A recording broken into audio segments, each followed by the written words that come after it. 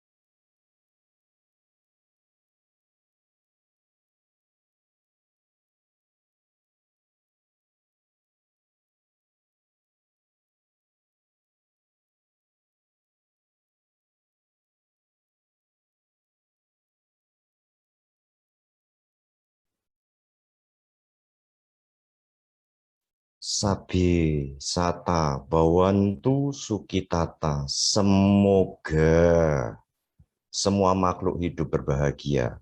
Meditasi selesai. Sadu, sadu. Sadu.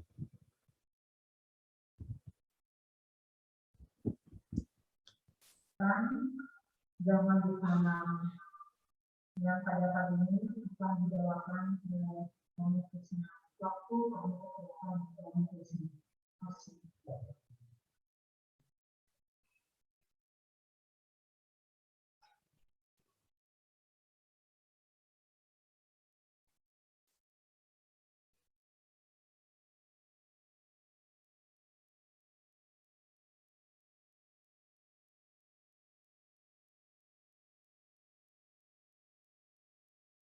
Mohon maaf Romo, itunya mute.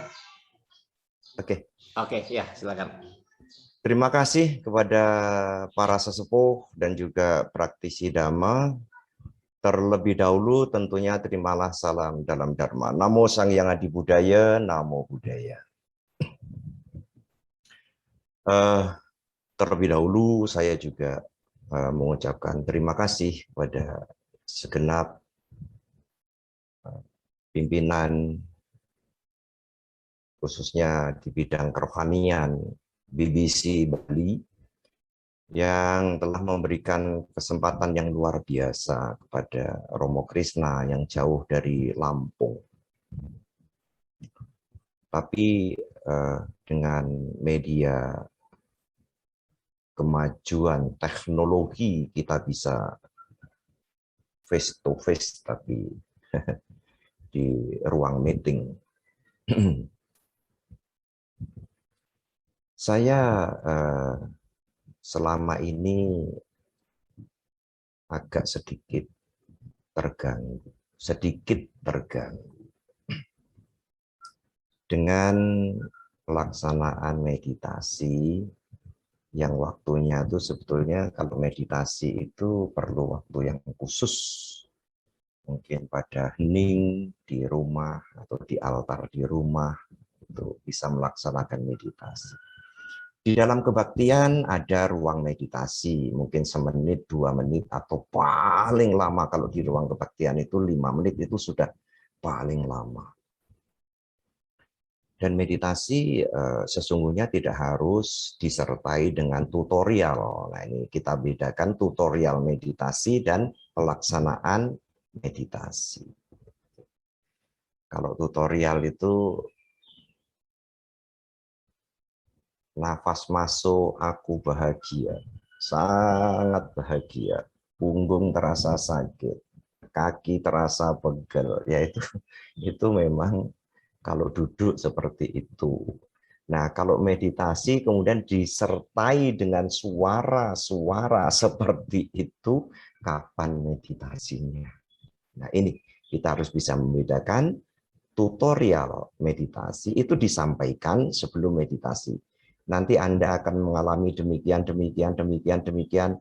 Setelah audien, peserta meditasi memahami hal ini, baru dimulai bermeditasi. Apa yang dialami di dalam meditasi nanti bisa disampaikan dalam sharing, dalam pembelajaran meditasi. Mungkin seperti itu. Karena perkembangan meditasi disertai renungan-renungan yang demikian ini munculnya terakhir ini. Di saat Romo Madi dulu di usia seperti saya pada tahun 80 sampai 90-an, ya meditasi itu adanya hanya 2, yaitu Vipassana dan Metta Bhavana. Seperti itu. Itu mungkin bisa menambah sedikit wawasan atau membuka pengertian baru. Bagi yang setuju boleh dilakukan, yang sudah terbiasa meditasi disertai tutorial bisa dilanjutkan. Oke, saya mencoba untuk share screen.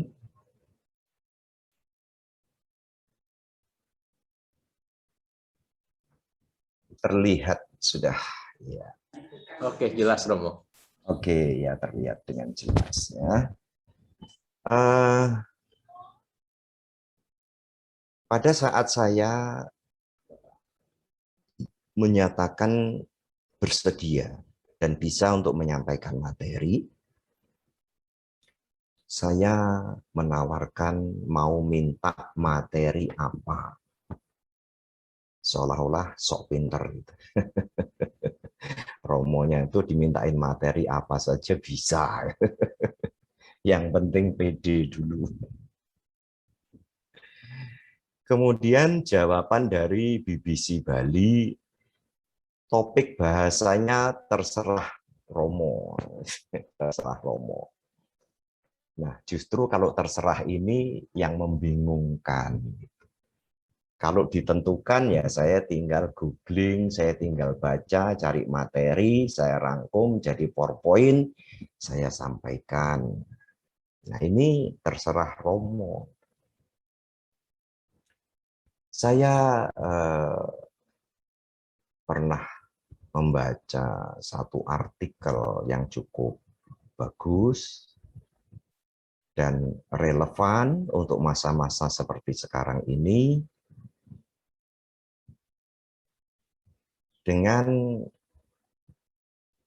saya sampaikan dengan topik pembahasan adalah guru Buddha peramal yang paling handal. Guru Buddha peramal yang paling handal. Di sini ada satu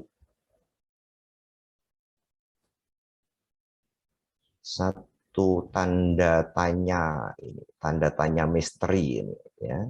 Tanda tanya misteri, Sang Buddha atau guru Buddha peramal yang paling handal. Kenapa saya kasih tanda tanya?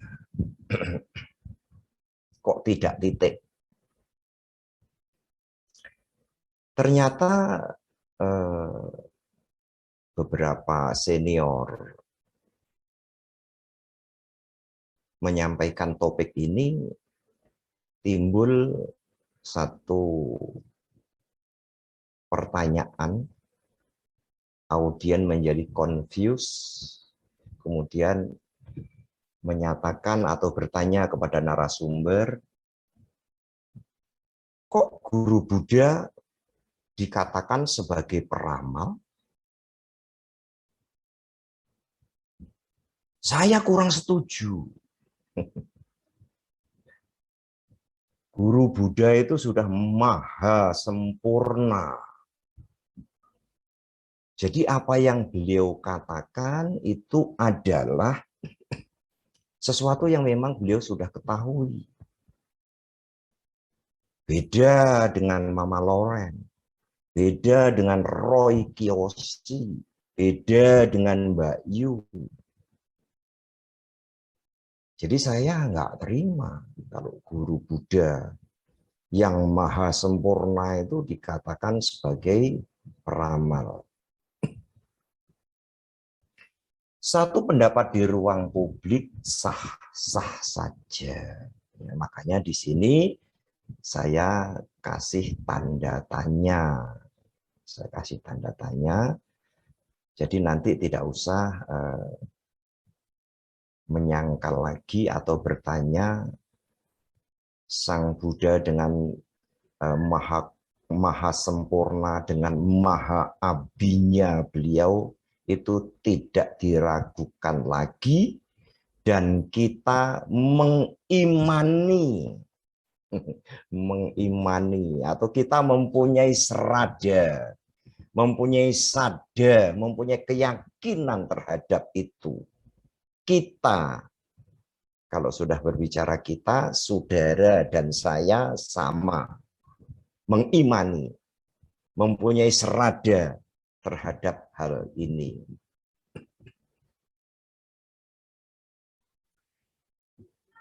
Kemudian sadar atau tidak, mulai dari sekolah minggu, kehidupan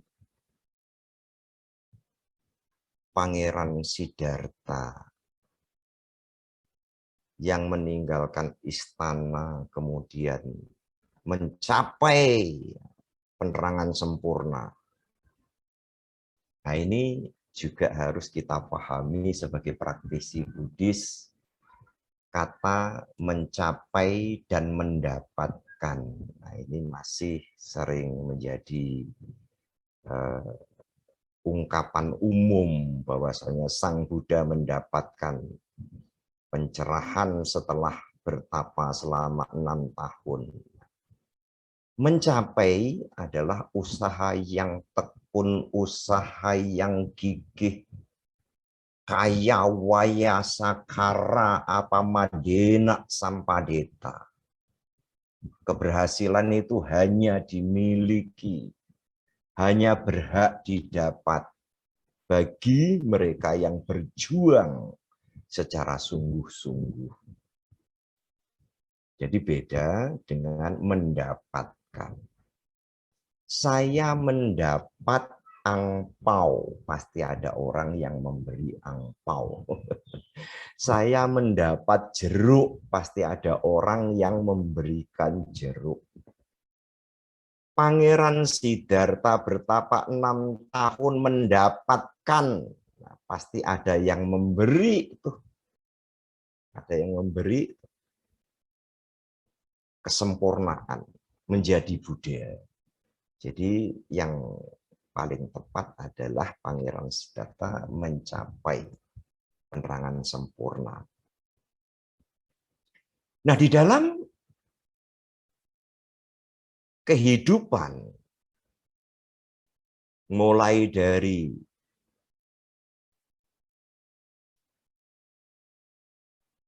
Ibunda Maha Maya Dewi bermimpi tentang seekor gajah putih memasuki rahim beliau, sudah diramalkan bahwa ini mimpi pertanda bahwa Sang Ratu Mahamaya Dewi akan mengandung. Dan janin yang ada di dalam kandungan itu adalah berjenis kelamin laki-laki. Jadi kehadiran Pangeran Siddhartha di dalam rahim oleh nujum istana itu sudah diramalkan. Kelahiran Pangeran Siddhartha juga langsung diramal oleh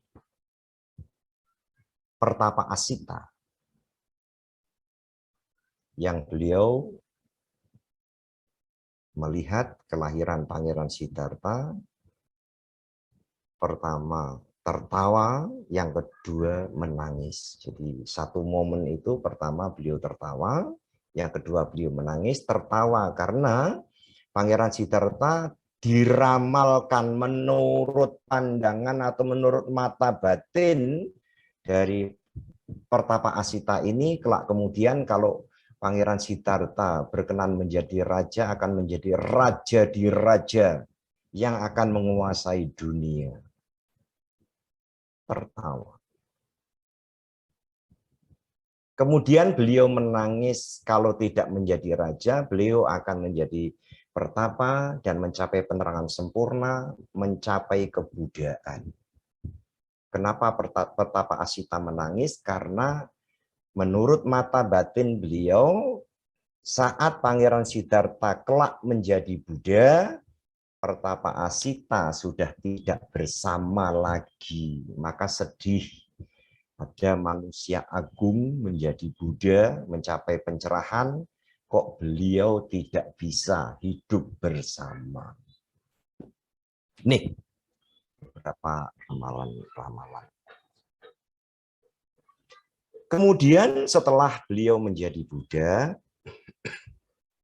di usia 35 tahun, membabarkan Dhamma selama 45 tahun, sehingga di usia beliau 80 tahun, beliau parinibbana, atau beliau passed away, beliau meninggal. Nah, di dalam membabarkan Dhamma, mohon maaf, share screen nanti akan saya bagi, tapi ini kata pengantar. Di dalam 45 tahun membabarkan Dhamma, ini ada satu raja kecil,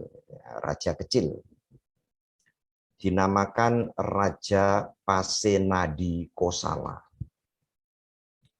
di kerajaan Kosala. Ini berdampingan dengan Sawati. Jadi Raja Pasenadi, Raja Bimbisara itu salah satu di antara sekian para petinggi, para raja yang meyakini Triratna, Buddha, Dhamma, dan Sangha. Dan Raja Pasenadi Kosala itu kulturnya adalah, kalau kerajaan itu dekatnya, kulturnya seperti Indonesia atau Nusantara di masa itu. Di Solo ada raja, di Jogja ada raja. Ke barat sedikit ke Cirebon ada raja, ke barat lagi Siliwangi, Jawa Barat ada raja. Jadi Raja Pasenadi Kosala atau Raja Pasenadi yang memimpin Kosala dan Raja Bimbisara yang memimpin Sawati. Dua raja ini adalah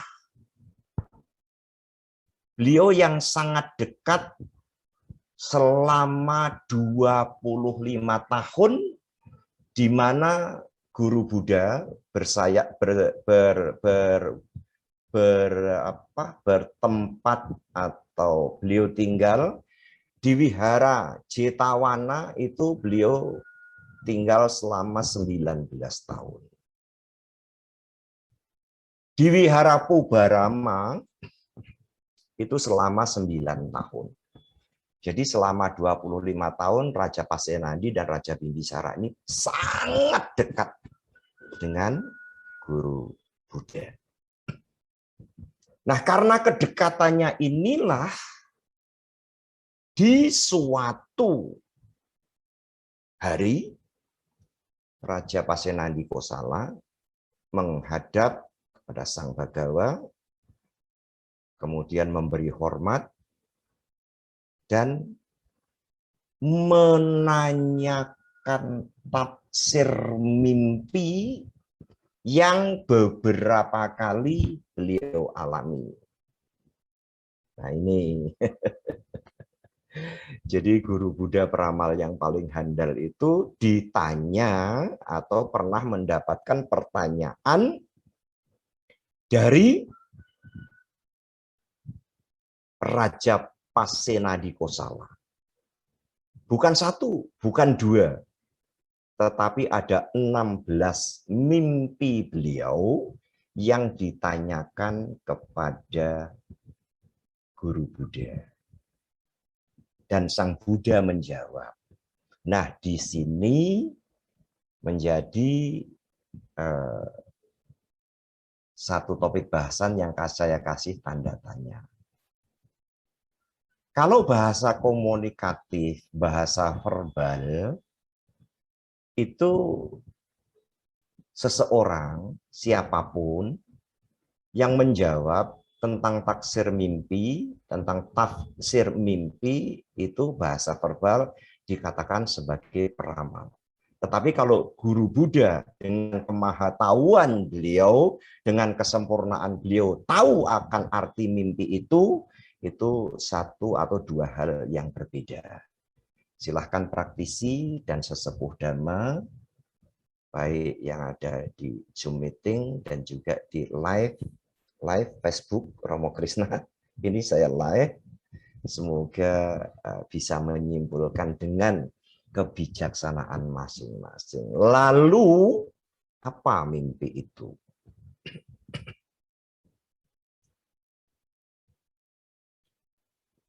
Kok saya klik nggak bisa ya screen saya?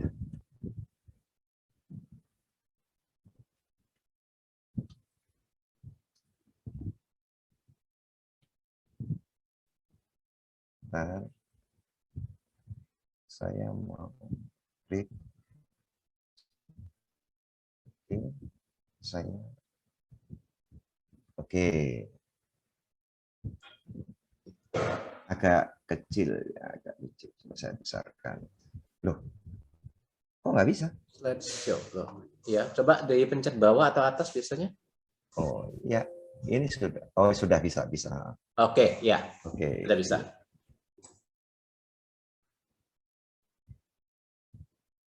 Ini.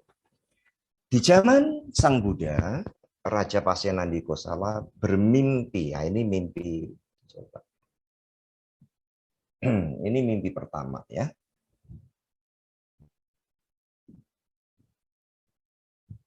Bukan. Pada zaman Sang Buddha, Raja Pasyanandi Kosala bermimpi tentang mimpi-mimpi aneh dan ingin mengetahui hal itu, merupakan kejadian yang baik atau buruk. Oleh karena itu, beliau meminta guru Buddha untuk menjelaskan maksud ke-16 mimpi beliau.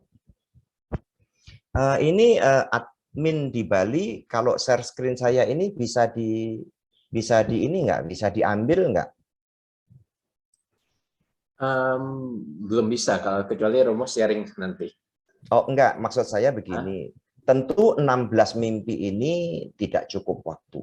Tidak cukup waktu. Mungkin nanti sampai 4 atau 5 mimpi waktu saya harus akhiri, kemudian untuk session berikutnya ada tanya jawab. Pukul 11 saya sudah harus melaksanakan wiwaha. Oke, jadi 16 mimpi Raja Pasyanandi Kosala. Nah, mimpi yang pertama, Raja Pasyanandi Kosala mimpi tentang 4 ekor sapi yang sangat kuat berlari dengan garang dari 4 penjuru ke 1 arah. Satu dengan yang lainnya bagaikan mereka akan saling bertarung, akan saling seruduk. Karena 4 sapi garang ini dari 4 penjuru lari ke 1 titik. Ketika 4 sapi itu bertemu, mereka bukannya bertarung, melainkan melangkah mundur dan berjalan meninggalkan satu sama lain. Ini ya, ini ditanyakan oleh Raja Pasyanandi Kosala kepada guru Buddha.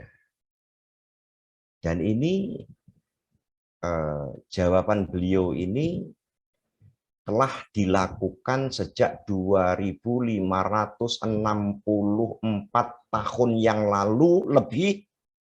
Kenapa saya katakan 2564 tahun lebih yang lalu? Karena tahun Buddhis itu atau Buddhis era itu dimulai Trisuci Waisak, dan salah satu peristiwa Trisuci Waisak itu adalah mangkat atau parinibbana guru Buddha. Maka kalau ditambah pembabaran Dhamma, berapa tahun membabarkan Dhamma itu, jadi tahun Buddhis itu lebih. Tapi Trisuci Waisak dihitung mulai dari guru Buddha. Kelahiran, pencapaian penerangan sempurna, dan guru Buddha wafat. Jadi ramalan ini sudah 2564 tahun yang lalu lebih. Guru Buddha memberikan jawaban seperti ini. Jauh di masa yang akan datang akan ada bencana alam.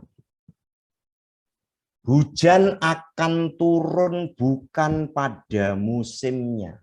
Hujan akan turun bukan pada musimnya. Akan ada mendung tebal bergerak dari 4 penjuru, bagaikan akan turun hujan lebat di bumi. Ketika 4 gumpalan mendung itu saling berdekatan, mendung itu kemudian bergerak pergi tanpa turun hujan di bumi. Benih-benih menjadi benih-benih padi di sawah dan tumbuh-tumbuhan semuanya akan kering dan layu. Banyak manusia dan hewan akan mati kelaparan. Kejadian ini akan jadi jauh di masa yang akan datang. Jadi mungkin kalau hujan turun tidak pada musimnya, terjadi kemarau yang sangat panjang. Ini yang bisa kita lihat, yang bisa kita lihat. Kemarau yang sangat panjang di Nusa Tenggara Timur, jagung-jagung kekeringan, sehingga pemimpin kita membuat bendungan di sana. Ini kejadian sekarang. Kemudian beberapa tahun yang lalu India, Pakistan, sampai Vietnam dilanda serangan panas yang luar biasa. Sekian bulan tidak turun hujan, kemudian mencapai 48, 49 sampai 50 derajat Celcius. Banyak orang pada masuk mall hanya ngadem, tidak belanja. Ada kolam di depan mall, orang pakai dasi pun nggak tahan nyebur di sana. Yang dimakan buah semangka. Sampai saking panasnya aspal itu meleleh. Ini terjadi. Dan mungkin nanti akan terjadi kekeringan yang sangat panjang.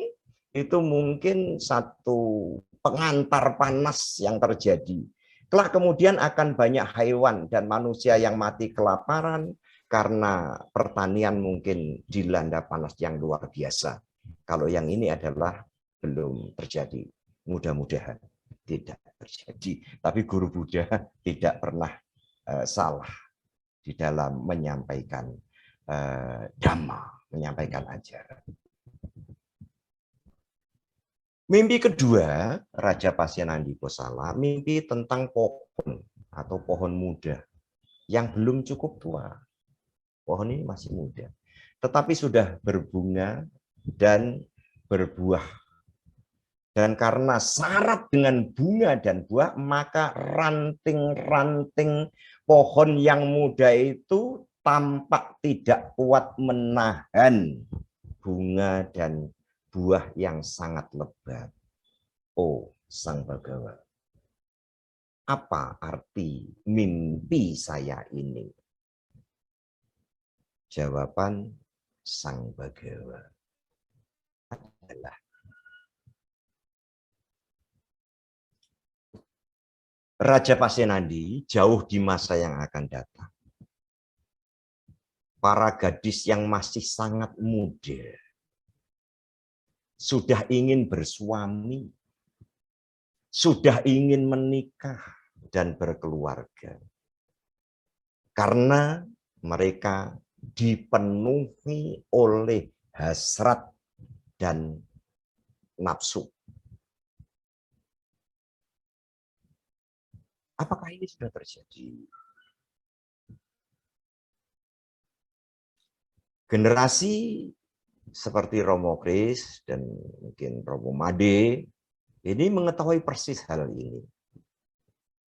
Ya, usia-usia perkawinan semakin banyak yang menikah muda. Banyak cabai-cabian. Bahkan di satu provinsi, di satu daerah, ini di tempat kita di Indonesia, itu menjadi kebanggaan kalau bisa menikah muda. Selesai SD, ada yang langsung menikah. Kemudian ada yang selesai SD tidak melanjutkan ke SMP, usia 14-13 tahun sudah menikah. Karena pernikahan yang terlalu dini itu banyak sekali yang tidak bertahan, dan ada satu kebanggaan dengan predikat janda. Ini di satu kota dan di satu provinsi. Ini sensitif. Nanti japri saja sama Romo. Terjadi di mana itu, Romo? Next. Yang ketiga, Raja Pasenandi Kosala bermimpi tentang sekawanan sapi dan lembu jantan yang menyusu kepada anak-anak mereka. Menyusu kepada anak-anak mereka. Bermimpi tentang sekawanan sapi atau lembu jantan menyusui pada anak-anak.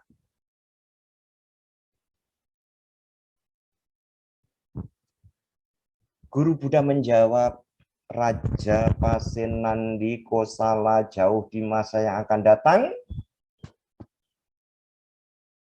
orang tua akan terpaksa bergantung kepada hasil keringat anak-anak mereka.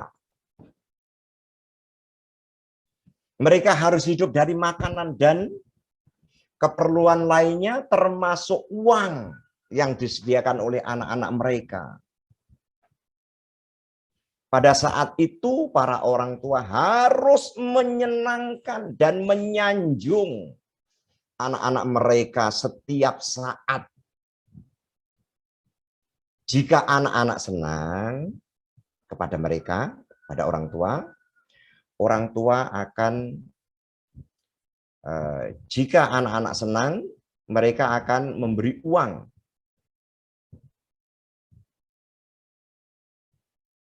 kepada orang tuanya. Jika tidak, orang tua tak akan mendapatkan apapun. Kejadian ini akan terjadi jauh di masa yang akan datang. Saudaraku,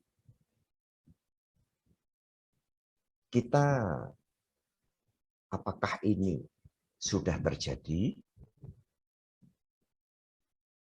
Introspeksi ke dalam diri masing-masing.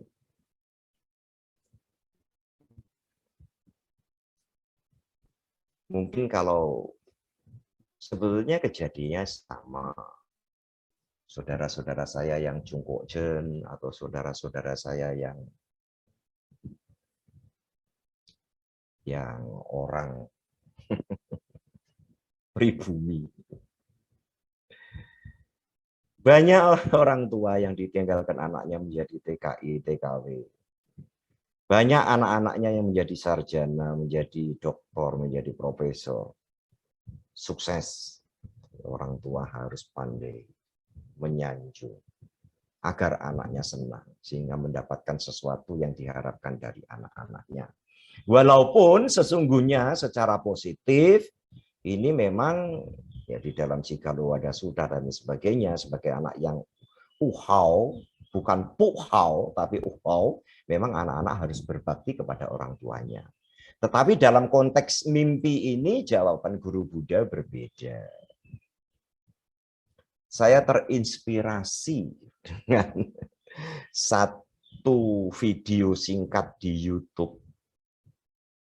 Itu ada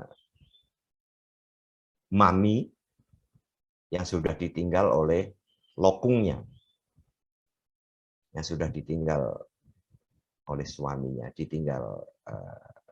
meninggal, maksudnya bukan ditinggal pergi. Suami ini memiliki harta waris yang cukup banyak.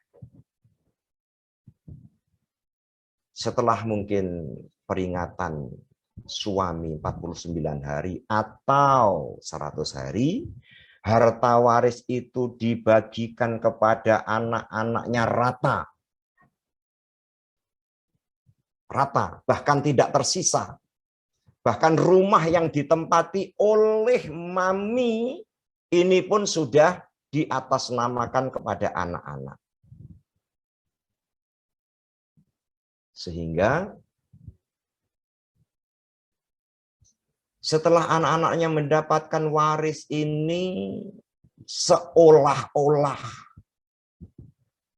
melupakan mami tercinta. Mami sering ditinggal, mami sering kesepian, merasa sedih. sering mengatakan kalau begini kejadiannya lebih baik saya nyusul lokung saja, mati saja. Anak-anak saya tidak berbakti.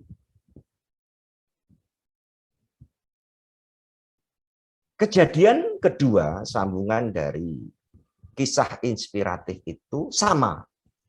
Ada seorang istri ditinggal mati oleh suaminya dan ditinggalkan waris yang banyak.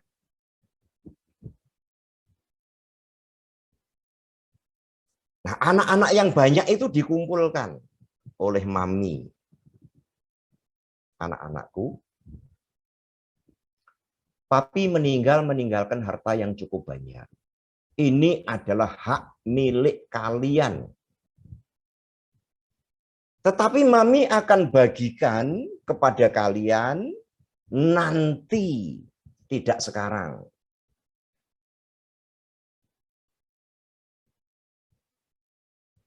Dan untuk anak-anakku,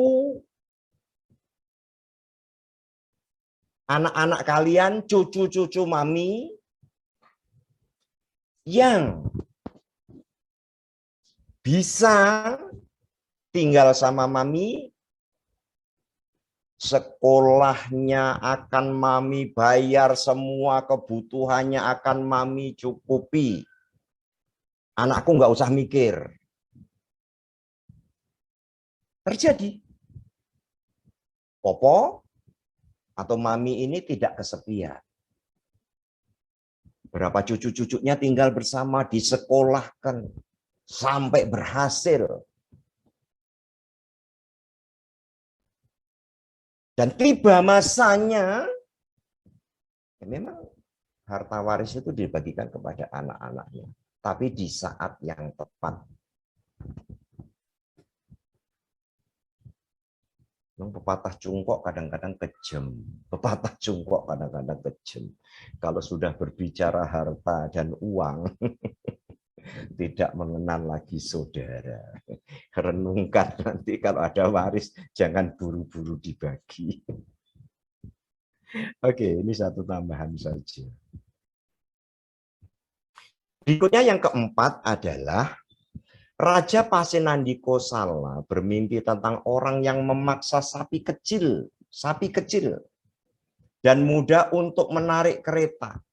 Ketika mereka tidak bisa melakukannya, mereka akan mencambuk, mereka akan memukul, memaksa sapi kecil itu untuk menarik gerobak atau menarik kereta. Guru Buddha. Mimpi ini adalah sangat mengganggu pikiran dan batin Raja Pasenandi. Apakah makna dari mimpi saya ini, Sang Begawa?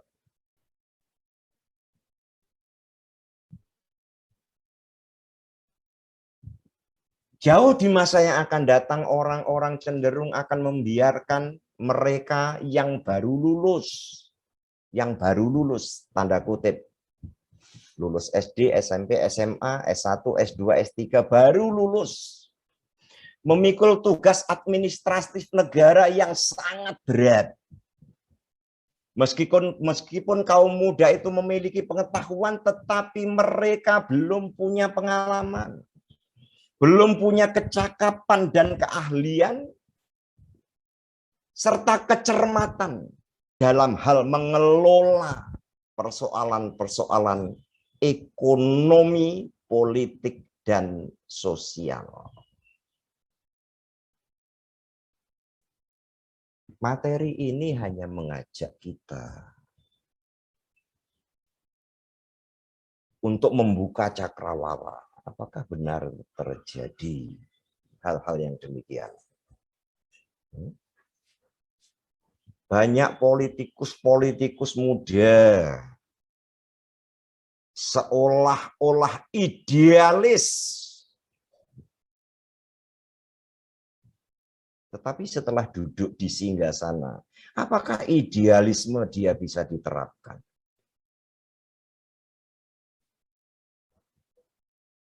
Apakah ini terjadi di tempat lain? Terjadi.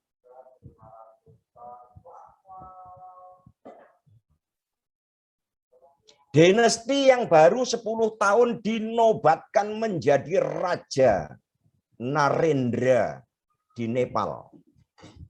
Apakah bertahan lama? Tidak. Karena masih kecil, masih disetir,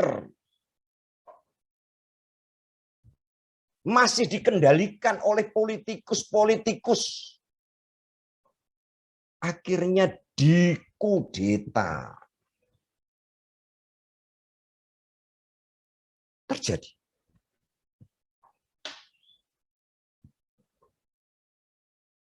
Bangga menjadi gubernur termuda.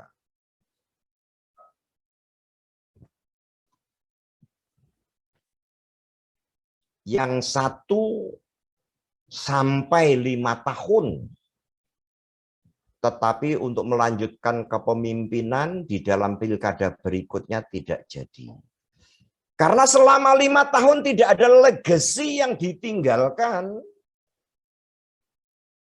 Yang satu lagi baru menjabat 2 tahun sudah masuk penjara sampai sekarang belum keluar. Sudah masuk penjara, digugat cerai lagi sama istrinya. Sudah jatuh ketimpa tangga, kena tai sapi, lah, lengkap lah. Ini mimpi Raja Pasenadikosala dan 2564 tahun lebih tahun yang lalu guru Buddha sudah membaca arti mimpi ini.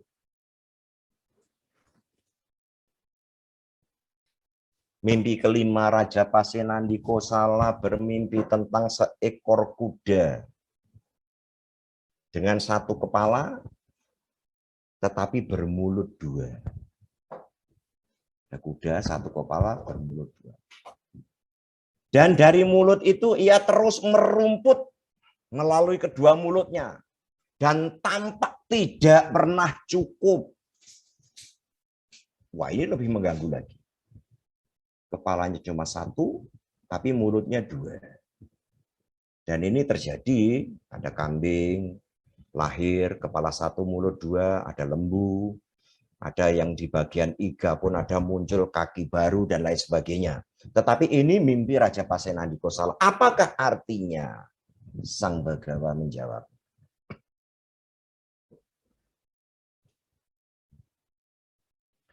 Jauh di masa yang akan datang Raja Pasenadikosala, para hakim akan demikian licik. Sehingga mereka akan menerima uang suap dari kedua belah pihak. Dari satu kasus mereka tangani, baik dari pihak tergugat maupun dari pihak yang menggugat. Mereka mengharapkan sesuatu dari mereka. Yang kita kenal pada saat ini adalah pengadilan kera. Pengadilan kera itu ke yang menggugat digigit, yang digugat dicokot. Nanti kalau sudah tinggal tulang ditinggal.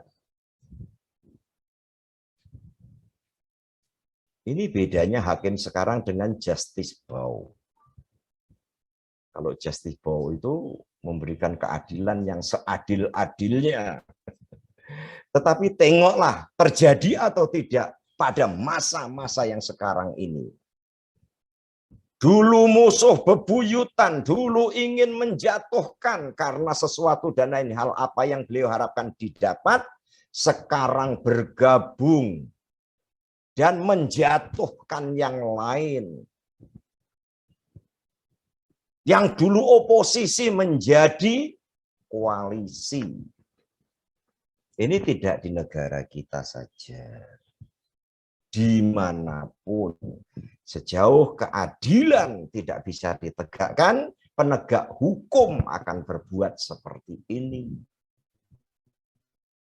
Wis kedadian kok durung. Udah terjadi apa belum? Secara singkat akan saya tambah 1 mimpi lagi, nanti bisa bisa diambil materi saya dan nanti bisa dibagikan kepada yang mau. Mimpi yang keenam, Raja Pasenandikosala bermimpi tentang sekelompok orang yang mengorbankan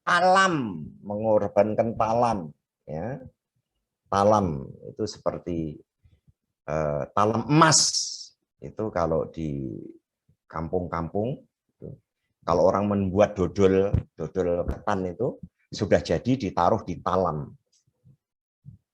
Atau kalau di desa-desa, di kampung-kampung, itu ada satu benda bulat, biasanya diisi padi atau jagung atau beras, itu untuk tampi. Nah, itu talam emas yang sangat berharga. Hanya digunakan sebagai tempat kencing, tempat xiaopian dan tapian serigala-serigala. Saya pindah bahasanya. Nanti siapa tahu pas ada yang makan. Hanya untuk tempat sopian dan tapian saja. Itu talam emas loh. Apa maknanya? Ini terjadi di Afghanistan ya. Ini gambar ini di Taliban. Jauh di masa yang akan datang orang-orang dungu akan membiarkan ajaran-ajaran guru Buddha atau Dhamma disalahgunakan dan dihancurkan oleh berbagai pemujaan keagamaan dengan cara memodifikasi dasar atau memodifikasi Dhamma agar sesuai dengan ajaran-ajaran mereka sendiri yang tidak murni dan penuh dengan nafsu. Hati-hati. Banyak orang yang memodifikasi Dhamma.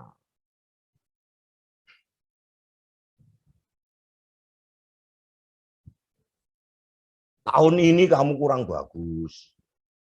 Ajaran Buddha mengajarkan, wah kamu tak mandiin kembang, tak ciswa. Tapi sekali ciswa ya cap gua tiao lah, karena kalau suik kamu, sial kamu hilang ini, uang cap gua tiao, cap tiao itu nggak ada gunanya, sedikit sekali. Ini memodifikasi Dhamma demi keuntungan, demi hawa nafsu.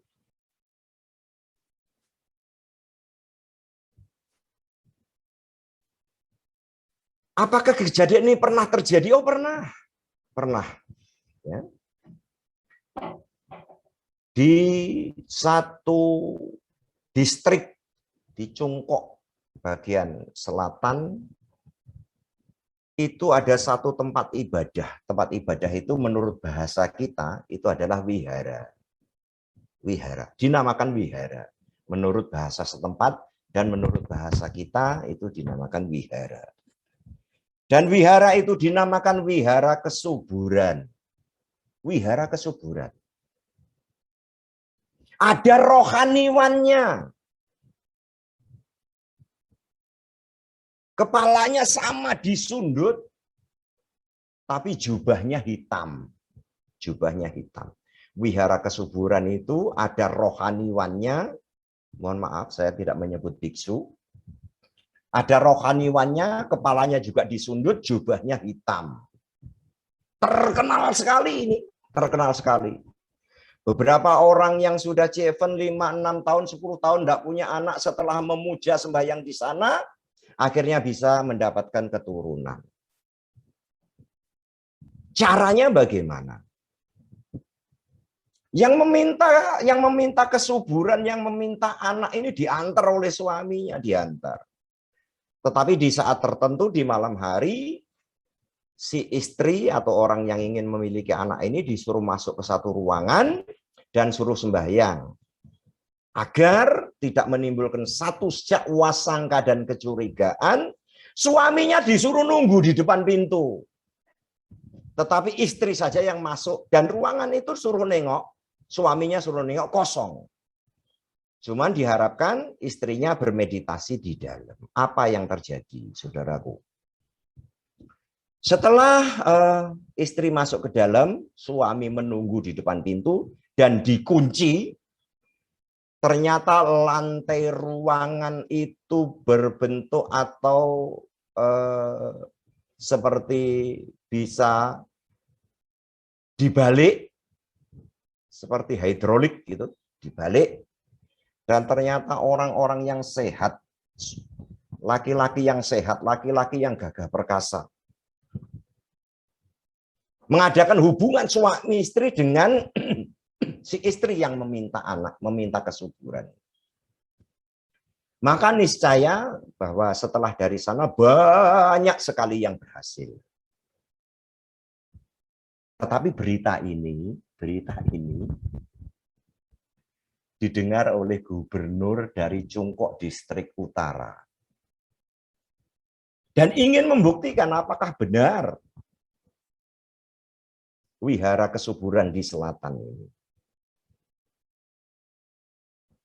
Setelah gubernur mendengar dari utara ini, ingin membuktikan dan menyewa orang-orang yang kurang baik, wanita-wanita sewaan kurang baik.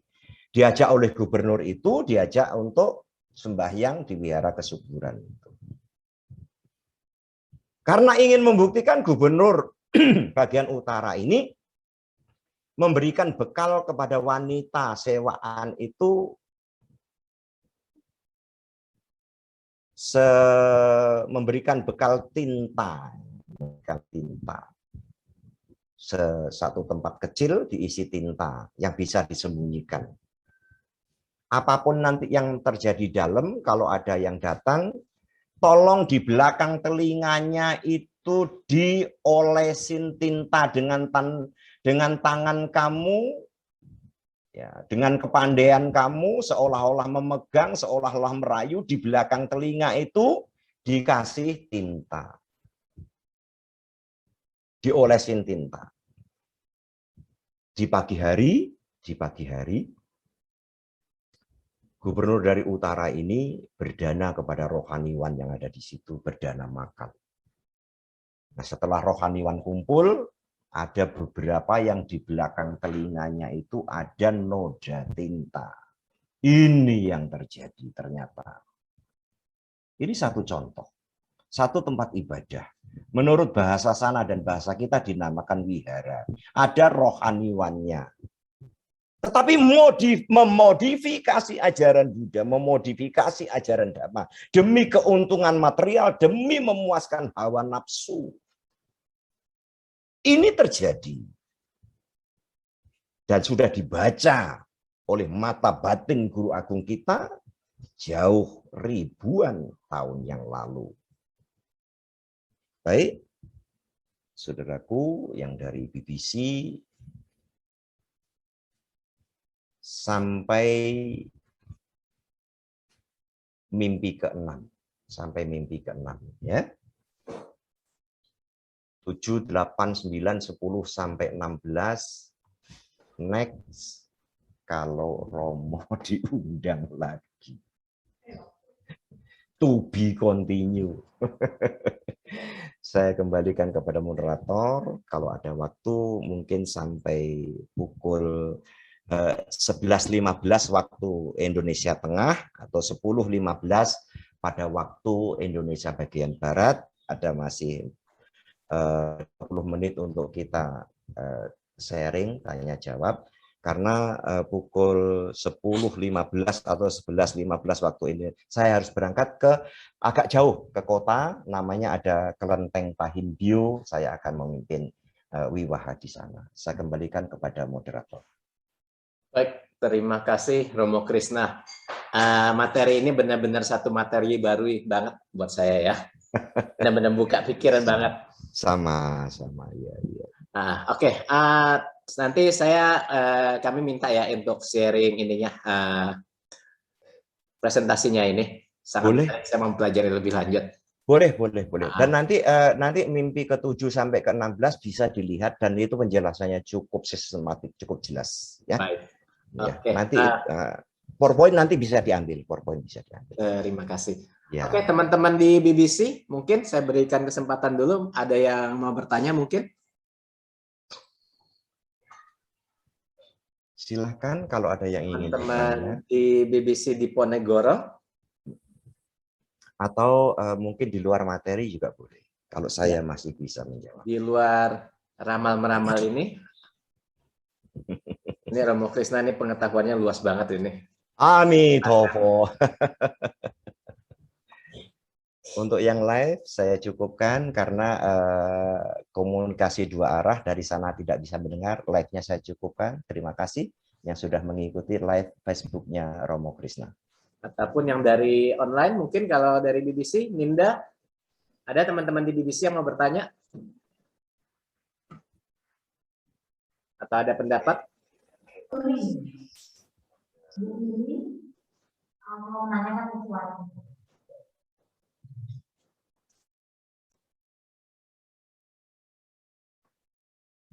Ya.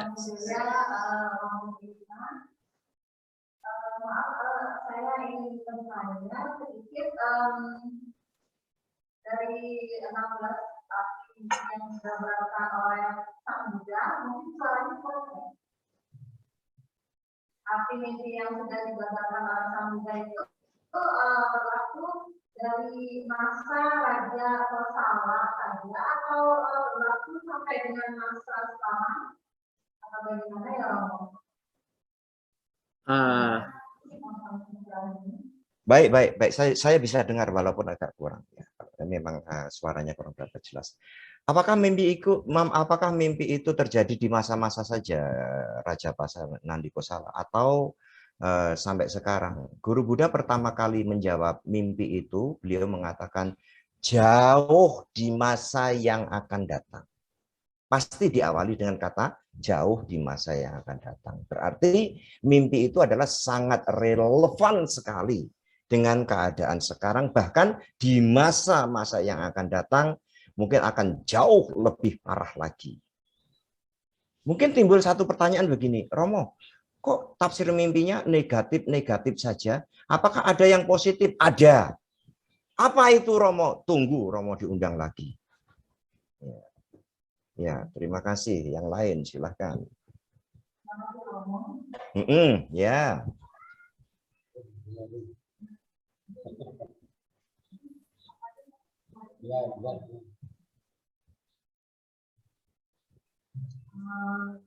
Saya ingin menanyakan satu ya. Kalau memang itu dalam hal itu apakah ada halusinasi atau karena kita membayangkan sesuatu bahwa tidur itu Romo yang bisa menyebabkan tidur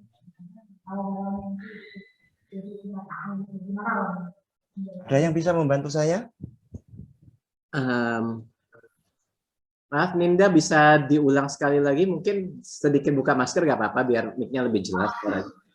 Ya, aku kalau kita kan sebagai manusia normal, kalau yang istirahat itu kan atau tidur itu kan jamnya itu kita dalam hal mimpi atau berhalusinasi itu apa karena batin kita connect itu dengan pikiran kita atau bagaimana kalau dalam hal agama Buddha gitu. Ya dalam hal pikiran itu dengan bagaimana itu minta pencerahannya dari connectingnya kurang bagus. Atau mungkin kalau berbicara tidak pakai handfree mungkin lebih jelas. Tapi saya tidak bisa mendengar. Kalau ada yang bisa membantu ya boleh, saya akan jawab. Sebentar ya. Ya.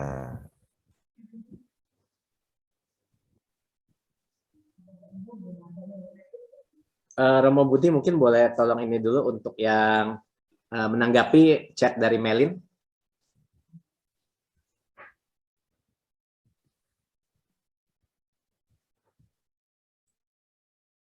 Oke, Romo Krisna, ini saya bacakan di chat ya, Romo ya. Iya, oke. Namo Buddhaya Romo, ini dari Ibu Melin yang. Berarti sebelum mimpi para raja ini, belum ada ya yang kejadiannya pada zaman Sang Buddha. Jadi kejadiannya pada zaman Samudra seperti itu belum ada ya? Baik, sebetulnya kejadian itu ada atau tidak adanya harus ada memiliki kekuatan batin untuk regresi melihat ke belakang. Mungkin teman-teman lain ada dari online ada yang ini? Coba saya jawab yang dari via chat ya. Tadi dikatakan apakah terjadi atau tidak itu. Mungkin terjadi, segala bentuk kejadian terjadi ya, segala bentuk kejadian terjadi. Apakah kalau Mbak Yu dan Roy Kiyoshi tidak meramal, itu Lion dan Sriwijaya nggak jatuh? Berarti boleh tolong dibantu dulu untuk ininya.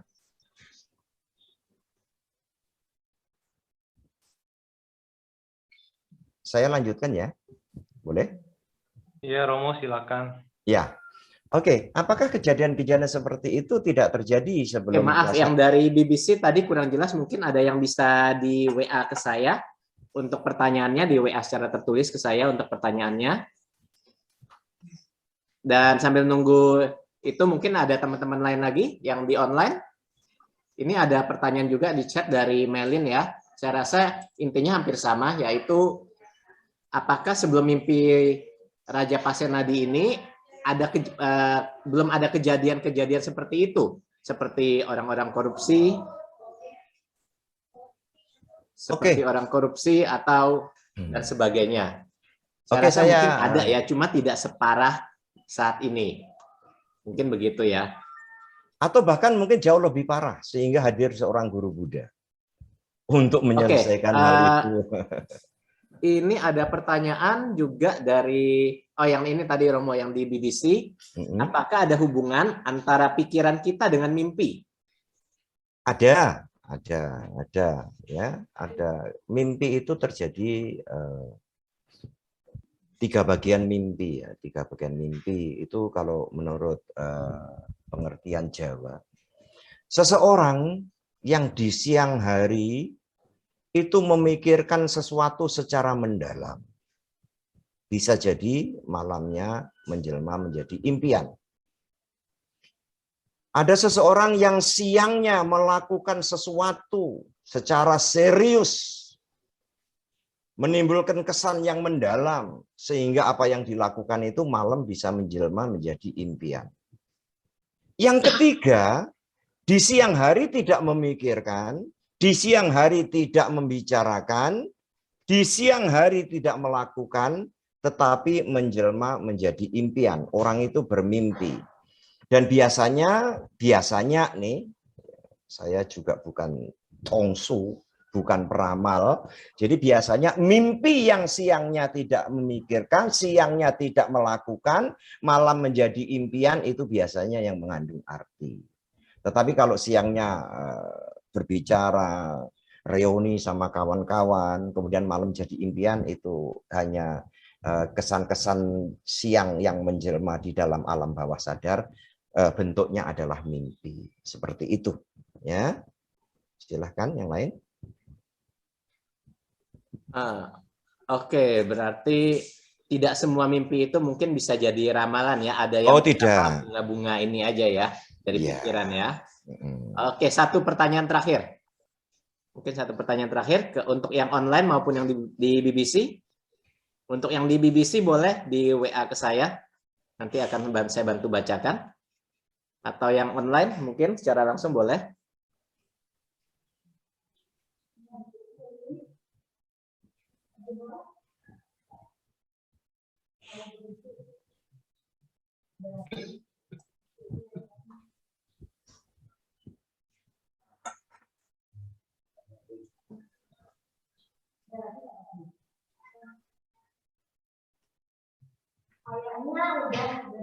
Oke, dari BBC sudah.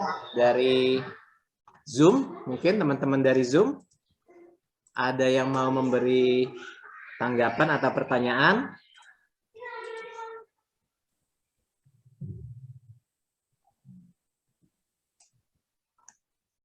Oke, saya rasa mungkin cukup juga untuk saat ini.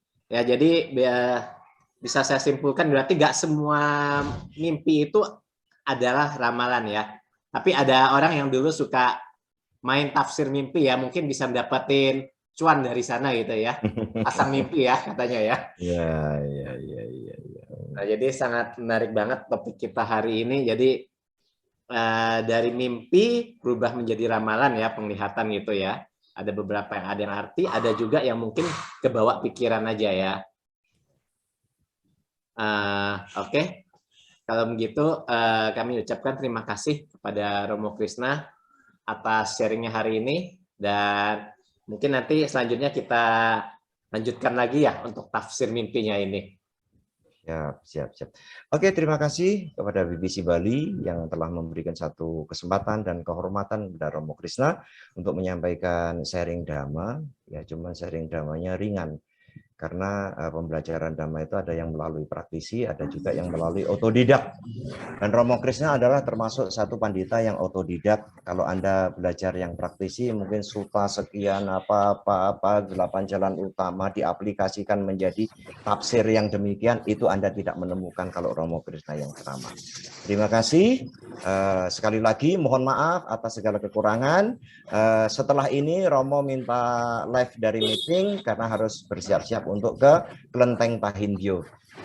Sehat semuanya, ping'an semuanya, panjang umur, Namo Buddhaya. Terima kasih Romo. Terima kasih. Kesempatan Romo yang ya, Romo Made. Terima kasih. Mohon izin ya. Mohon izin, admin. Namo Buddhaya. Oke, terima kasih. Salam sehat selalu. Sehat selalu ya, sehat selalu. Oke, terima kasih. Oke. Baik, untuk selanjutnya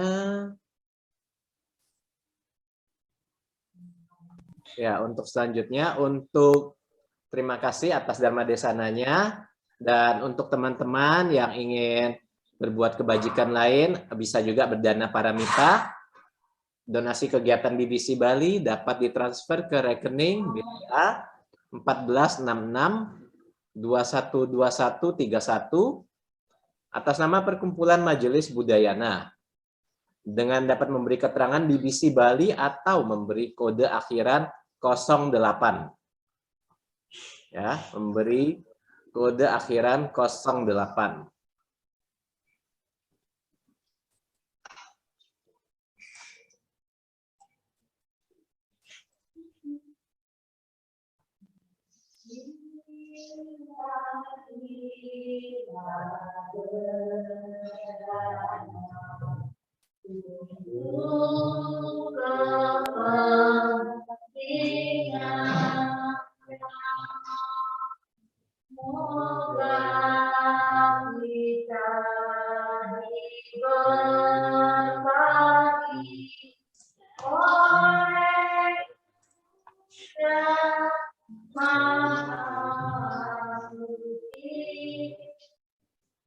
Oke, dan untuk teman-teman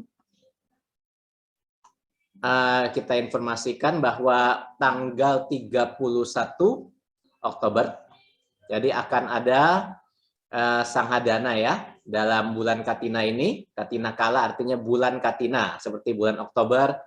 Nah, itu kalau dulu namanya Katina, bulan Katina namanya. Jadi ada paket dana Katina, ada dana jubah, perawatan wihara, dana kesehatan, dana makanan. Untuk umat-umat yang ingin berdana, boleh berdana mulai sekarang ke rekening 146 1466 212131 atas nama Perkumpulan Majelis Budayana dengan kode akhiran 01. Ya, 01. Mulai sekarang sudah boleh, kalau mau berdana sudah boleh. Ya, nanti harap konfirmasi ke nomor telepon yang ada di bawah ini. Ada 2 nomor telepon sekretariat BBC Bali. Dan juga acaranya adalah nanti ada pindah patah pada pukul 7 pagi yang dihadiri oleh Bante Yang Mulia Nyana Silatera, atau juga beliau adalah sekjen untuk Sagin, ya, sekjen Sagin di Indonesia. Dan ada puja bakti dimulai pukul 9. Teman-teman yang di Bali bisa datang online, bisa datang langsung ke lokasi pukul 9, atau juga yang di daerah lain, bila yang berdana akan nanti diwakilkan oleh pengurus. Oke, Selanjutnya